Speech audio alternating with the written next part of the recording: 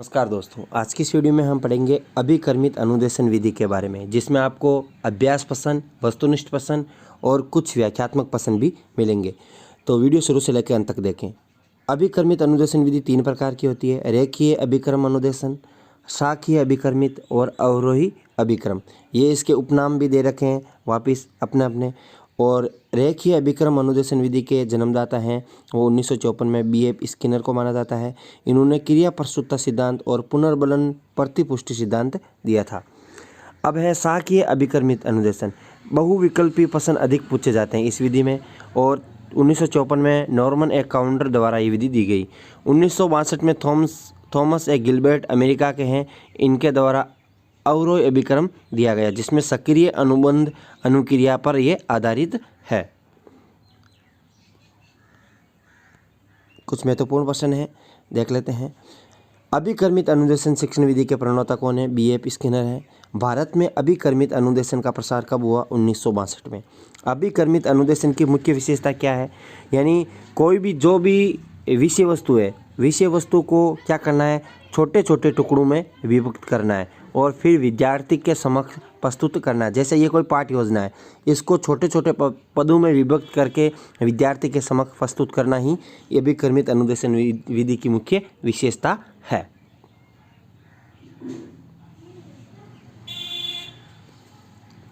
अगला देखते हैं।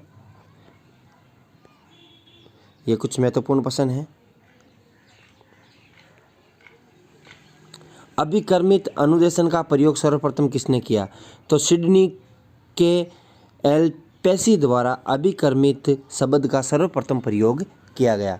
अभिकर्मित अनुदेशन विधि के प्रमुख प्रकार कौन कौन से? अभी मैंने आपको बताए थे 3 प्रकार है: रेखीय, शाखीय और अवरोही, और तीनों के प्रतिपादक भी मैंने आपको बता दिए थे। तो रेखीय के कौन है? रेखीय के B.F. स्किनर हैं। और शाखीय के कौन है? शाखीय के हैं वो है नॉर्मन काउंटर, और थॉमस ए गिलबर्टी है वो है अवरोही अभिक्रम के जन्मदाता। रेखीय अभिक्रम का प्रतिपादन किसने किया? तो इसका प्रतिपादन क्रिया प्रस्तुत अनुबंध सिद्धांत के नाम से 1954 में B.F. स्किनर ने किया था। पुनर्बलन सिद्धांत पर आधारित विधि कौन सी है? तो पुनर्बलन सिद्धांत पर आधारित अभिकर्मित अनुदेशन विधि है वो पुनर्बलन सिद्धांत पर आधारित विधि है।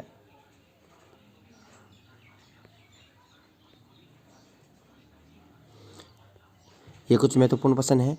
शाखीय अभिक्रम का प्रतिपादन कब व किसने किया? तो 1954 में नॉर्मन काउंटर द्वारा किया गया। अवरोही अभिक्रम का प्रतिपादन कब व किसने किया? 1962 में थॉमस ए गिलबर्ट ने किया। रचना शिक्षण में उत्तम विधि कौन सी है? तो अभिकर्मित अनुदेशन विधि रचना शिक्षण की सर्वोत्तम विधि है। अब अभिकर्मित अनुदेशन विधि का महत्व क्या है? तो पाठ्य वस्तु को क्रमबद्ध रूप से छोटे छोटे पदों में विभक्त करना ही अभिकर्मित अनुदेशन विधि की मुख्य विशेषता यानी इसका महत्व है। अब कुछ महत्वपूर्ण प्रश्न है वो पढ़ लेते हैं। जैसे ये प्रश्न है आपके समक्ष, ये कुछ महत्वपूर्ण प्रश्न है। तो प्रथम क्वेश्चन है, रेखीय अभिकर्मित अनुदेशन का दूसरा नाम क्या है? तो 4 ऑप्शन देखिए: शाखीय अभिकर्मित अनुदेशन, बाह्य अभिकर्मित अनुदेशन, मैथमेटिक्स अभिकर्मित अनुदेशन, कंप्यूटर सहायक अनुदेशन। तो ये क्वेश्चन 2nd ग्रेड हिंदी 2017 में पूछा जा चुका है। रेखीय अभिकर्मित अनुदेशन का दूसरा नाम क्या है? तो रेखीय अभिकर्मित अनुदेशन का दूसरा नाम क्या है? तो इसका दूसरा नाम है बाह्य अभिकर्मित अनुदेशन। भारत में सर्वप्रथम अभिकर्मित अनुदेशन विधि का प्रयोग कब प्रारंभ हुआ? तो मैंने अभी आपको बताया था कि भारत में सर्वप्रथम अभिकर्मित अनुदेशन विधि का प्रयोग 1963 में हुआ था, और ये क्वेश्चन भी 2nd ग्रेड हिंदी 2010 में पूछा जा चुका है।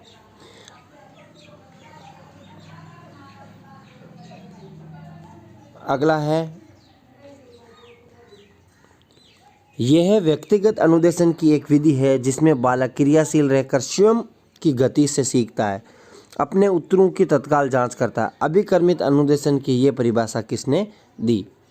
तो अभिकर्मित अनुदेशन की ये परिभाषा किसने दी कि बालक स्वयं क्रियाशील रहता है, स्वयं अपने गति से सीखता है और अपने उत्तर तत्काल देता है।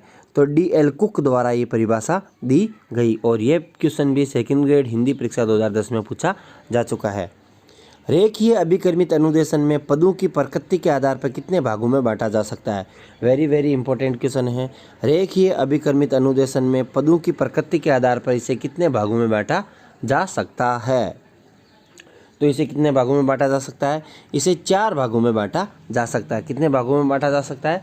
4 भागों में बांटा जा सकता है। अगला क्वेश्चन है, अभिकर्मित अनुदेशन का कौन सा सिद्धांत अनिवार्य सिद्धांत है। तो वो कौन सा सिद्धांत है जो अनिवार्य है। तो अभिकर्मित अनुदेशन का कौन सा अनिवार्य सिद्धांत है। तो वो कौन सा सिद्धांत अनिवार्य है। तो ये सिद्धांत अनिवार्य है, वह है स्वगति का सिद्धांत है, वो अनिवार्य है। अगला क्वेश्चन, अभिकर्मित अनुदेशन विधि के संदर्भ में सुमिलित कीजिए। तो ये क्वेश्चन सेकंड ग्रेड भर्ती 2013 में पूछा जा चुका है और ये लास्ट क्वेश्चन है। इसका आंसर आपको जल्दी से बताना है कि अभिकर्मित अनुदेशन है,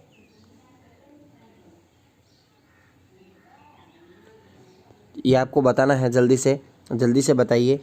तो अधिगम के विज्ञान व शिक्षण की कला, तो ये इस कन्नड़ द्वारा दी गई।